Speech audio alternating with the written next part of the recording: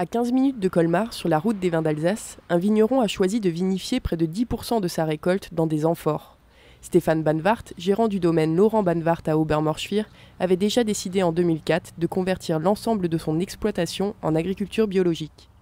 La jarre, pour moi, c'était d'arriver à aller à au bout de ce que j'étais doucement en train de vivre.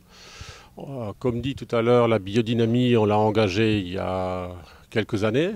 Ça a permis de construire les sols, ça a permis de mieux vivre la vigne, de mieux la comprendre.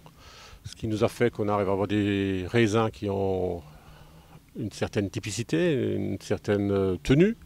On pouvait faire davantage confiance à notre récolte.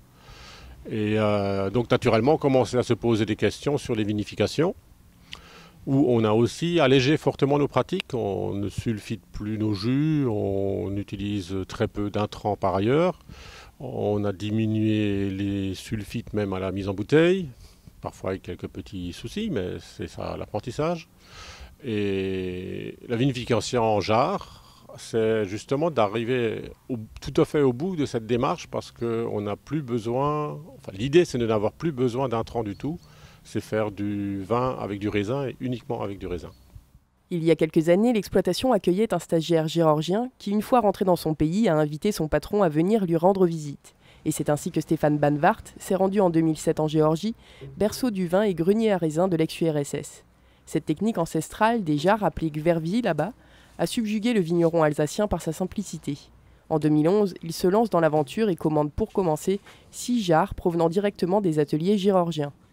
Les jarres, j'en ai actuellement 8, de tailles différentes, de 200 litres jusqu'à 1500 litres.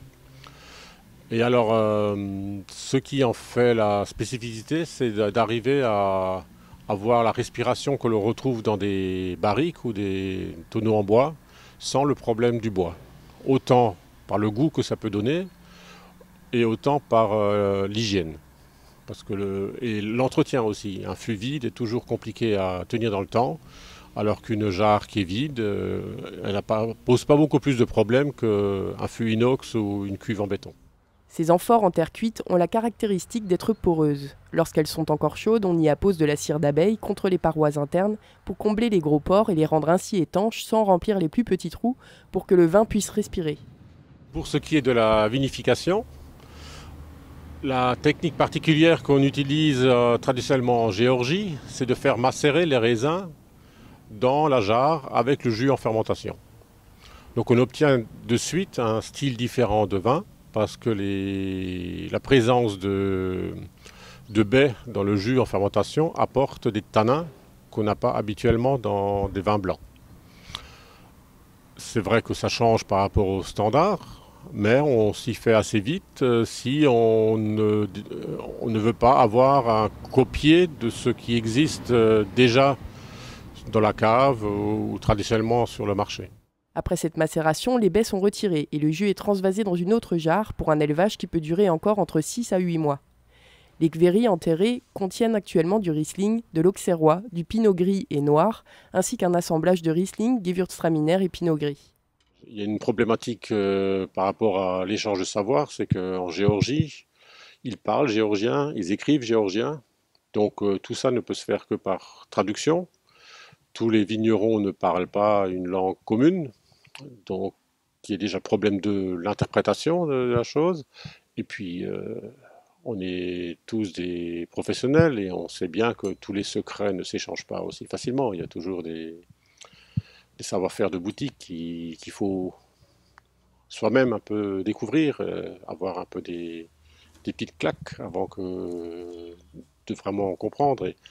Et maintenant, parce que j'en ai rencontré un vigneron géorgien récemment, maintenant je suis admis dans leur cercle aussi parce qu'ils voient que je fais des vins de grande qualité derrière. Je n'utilise pas juste ça comme un outil commercial. Même s'il a conscience que son apprentissage nécessitera encore quelques années, des retours positifs l'ont encouragé à poursuivre dans cette voie. Il n'augmentera pas forcément les quantités de vin en cuivrerie, mais travaillera sur l'installation en elle-même. Ce vin incomparable lui a ouvert de nouveaux marchés, que ce soit au niveau professionnel ou de l'international.